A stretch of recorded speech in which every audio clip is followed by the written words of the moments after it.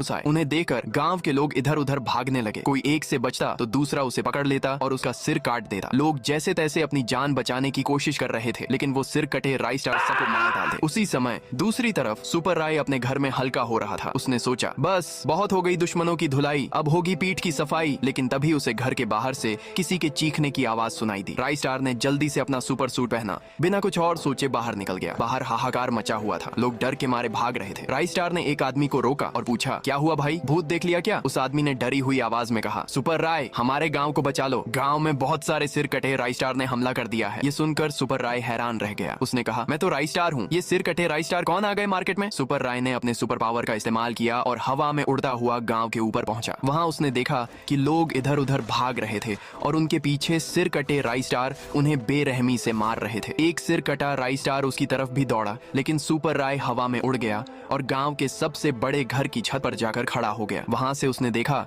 कि सिर कटे राय स्टार लोगों को बेरहमी से मार रहे थे। सुपर राय को समझ नहीं आ रहा था कि क्या करे। तभी उसके दिमाग में प्रोफेसर टंग टंग का ख्याल आया। सुपर राय बिना वक्त गंवाए हवा में उड़ा और कुछ ही देर में प्रोफेसर टंग टंग की लैब में पहुंच गया। लेकिन वहां का हाल और भी बुरा था। सारे लोग मरे पड़े थे, मशीनें टूट चुकी थीं और लैब के एक कोने में प्रोफेसर टंग टंग घायल पड़े थे। सुपर राय ने उन्हें उठाया और फौरन अस्पताल ले गया। अस्पताल में डॉक्टरों ने प्रोफेसर का इलाज किया और कुछ देर बाद वे होश में आए। सुपर राय ने पूछा, प्रोफेसर टंग टंग आपकी लैब में क्या हुआ, सारे लोग कैसे मर गए? प्रोफेसर ने गहरी सांस लेते हुए कहा, राय स्टार मुझसे बहुत बड़ी गलती हो गई। फिर उन्होंने पूरी कहानी बताई। कुछ दिन पहले मैं मार्केट से लौट रहा था, रास्ते में भीड़ लगी थी। पास जाकर देखा तो तुम यानी सुपर राय कुछ बदमाशों को पीट रहे थे। लोग तुम्हारी तारीफ कर रहे थे। ये देखकर मेरे दिमाग में एक खतरनाक विचार आया। मैंने सोचा कि तुम्हारे जैसा एक और सुपर राय बनाऊं जो सिर्फ मेरी बात माने और लोग मेरी भी तारीफ करें। मैंने अपनी लैब में दिन रात मेहनत की और आखिरकार वह बनकर तैयार हो गया। उसे देखकर मैं खुशी से नाचने लगा, लेकिन मुझे नहीं पता था कि उसमें अभी कुछ कमी रह गई थी। अगले दिन मैंने गांव वालों को लैब में बुलाया और कहा,